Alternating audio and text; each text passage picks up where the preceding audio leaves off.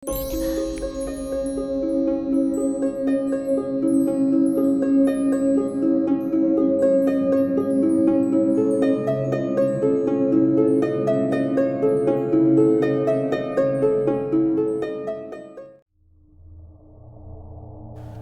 datang dan selamat malam. Kembali lagi saya Denny, narator dari Rumah Horor Indonesia, menyapa sobat RHI sekalian. Semoga kalian ada dalam keadaan sehat dan berbahagia.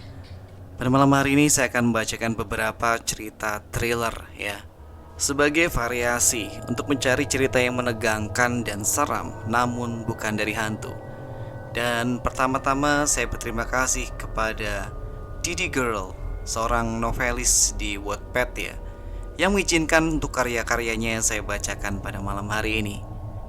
Untuk dapat membaca cerita dari Didi Girl yang lain, linknya akan saya berikan di deskripsi. Dan langsung saja kita mulai cerita yang pertama, yang diberi judul Last Game atau Permainan Terakhir. Apa kau tahu, jika kita berada di tempat gelap sambil memandangi kaca selama 10 menit, otak kita akan menciptakan ilusi sehingga membuat kita merasa melihat makhluk yang menyeramkan. Rini menatap datar pada temannya Ira yang sedari tadi sibuk dengan smartphone-nya. Gadis berambut pendek itu memutar bola mata dan memusatkan perhatiannya kembali kepada TV. Mungkin kita harus mencobanya, lanjut Ira bersemangat. Berhenti mempercayai semua yang ada di internet. Tapi apa salahnya mencoba? Jadi kita bisa tahu ini benar atau tidak, bujuk Ira. Membuang waktu, cuma jawab Rini singkat, tak mengalihkan pandangannya dari televisi. Dan aku sedang menonton. Oh, ayolah, kau sudah mengulang film bodoh itu sebanyak puluhan kali. Aku bahkan hafal dialognya di luar kepala. Rini membalas, mungkin aku tak perlu mengulang kalau kau tidak menggangguku setiap aku menontonnya. Ira membuang nafas, frustrasi dengan temannya yang tidak mau melakukan apapun selain menonton. Jarinya kembali menggeser layar ponsel sebelum sebuah senyuman mengembang di wajahnya. Aha. Enggak, tukas Rini. Dirin, belum juga aku ngomong. Wajah Ira cemberut.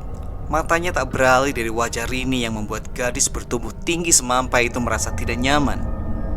Rini mengerang lalu mematikan TV. Menatap kesal pada Ira, dia bertanya, "Sekarang apa?" Ira tersenyum, sekali lagi dia menang. Kau tahu permainan Sujiura asal Jepang? Kau usah aneh-aneh, Dera. Dengar dulu ih. Ira mendekati Rini dan menjelaskan cara memainkan permainan tersebut. Lihat kan? Gak ada hal-hal berbahaya. Kita cuma bertanya tentang nasib kita, dan mereka akan menjawab, jelasnya. Setelah itu kamu gak akan ngajakin aku yang aneh-aneh kan? Tanya Rini. Janji. Ira meletakkan tangan kanan ke dada untuk menambahkan efek dramatis. Rini memutar bola mata lalu beranjak. Ya udah, cepetan. Bentar. Ira mengambil syal dan sebuah sisir lalu mengikuti Rini keluar. Kamu beneran yakin ini aman? Tanya Rini mulai ragu. Dia bergidik setiap melihat jalanan yang sangat sepi. Aman kok, udah sini. Ira mengarahkan Rini untuk duduk di persimpangan sesuai dengan petunjuk yang dilihatnya di internet. Terus? Tanya Rini yang mulai merasa bodoh karena mengikuti ide gila sahabatnya itu. Bentar. Ira mengeluarkan ponselnya lalu membaca instruksi yang sudah terlebih dahulu ia simpan tadi. Di sini katanya kita cuma manggil.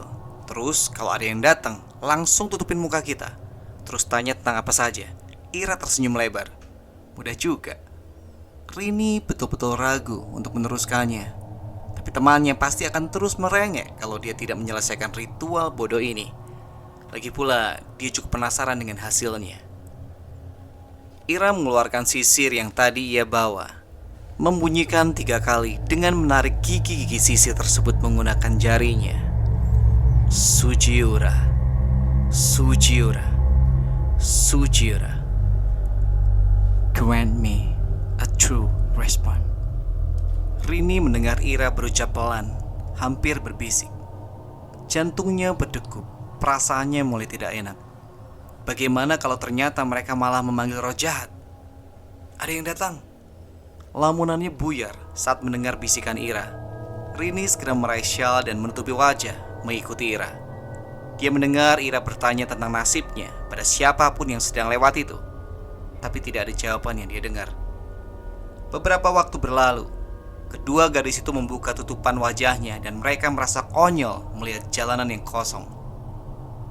Tadi itu pasti hanya orang yang hanya kebetulan lewat. Pasti dia mengira kalau mereka adalah orang gila. Sekarang apa? Tanya Rini kesal. Ira masih juga menunjukkan semangat yang sama. Kita ulangi sampai ada yang menjawab.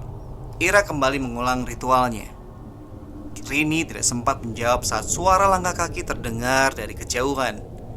Mereka segera menutupi wajah kembali. Lagi-lagi Rini mendengar sahabatnya itu bertanya, apakah besok Adrian akan mengajakku ke pesta perpisahan nanti? Beberapa detik berlalu dan belum juga ada jawaban. Namun atmosfer saat itu mendadak berubah. Udara terasa lebih dingin, membuat Rini menggigil. Padahal sekarang pertengahan bulan Mei. Terdengar suara napas berat, lalu sebuah suara parau berbisik, "That girl have no future."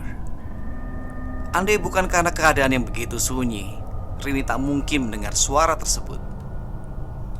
Sontak mereka menyingkirkan syal dari wajah dan menatap takut pada jalanan kosong. Apa mereka hanya membayangkan semua itu? Rini hendak beranjak, berdiri di atas lututnya.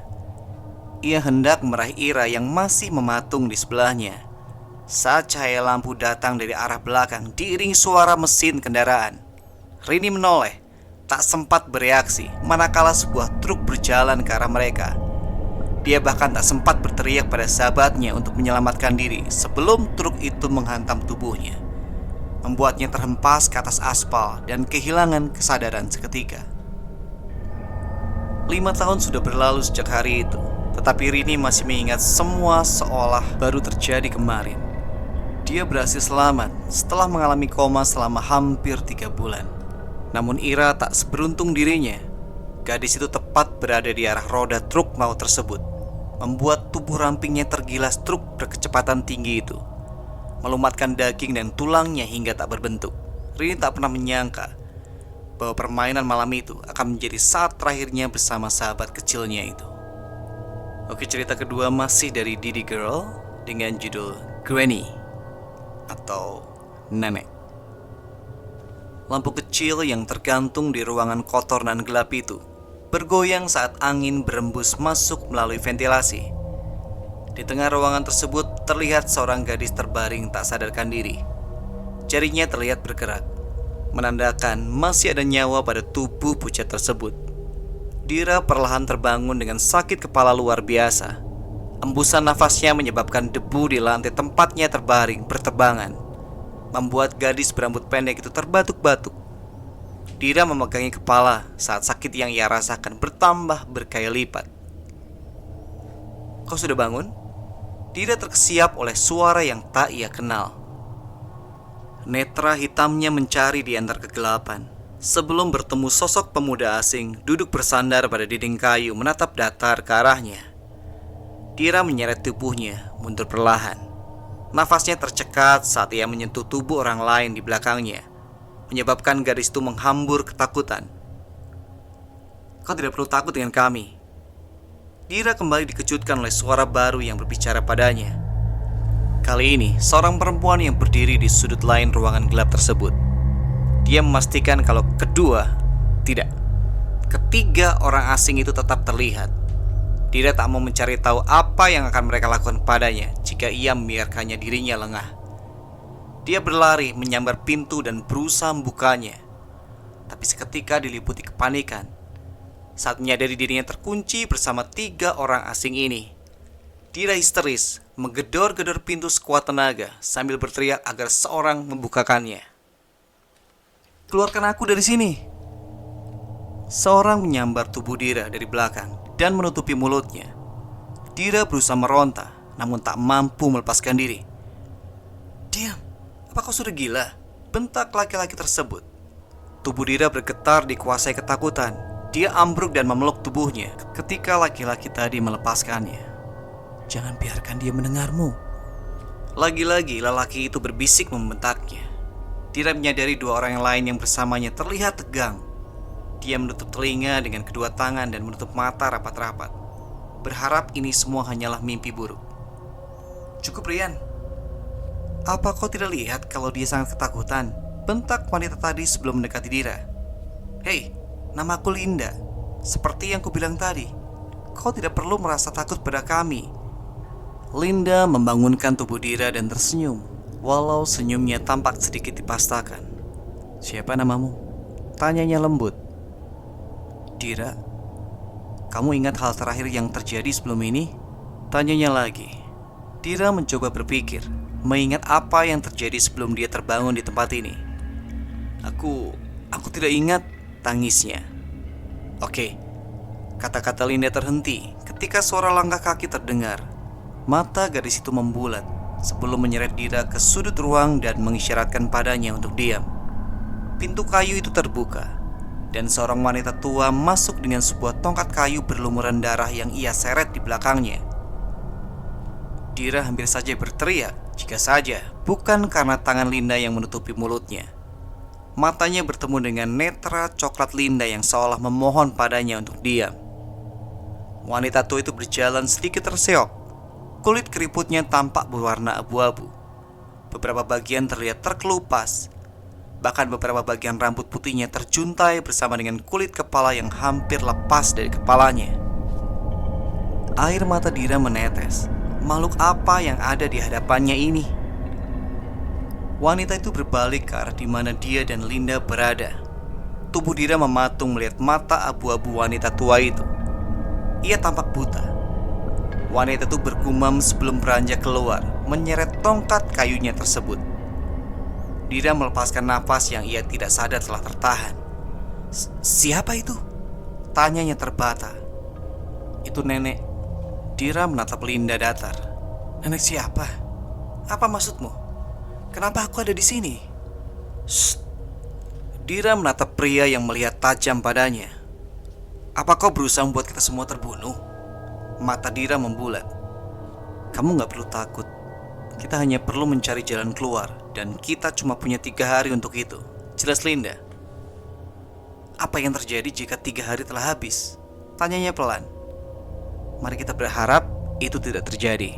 Dira menatap Linda, tak memahami apa yang dia maksud.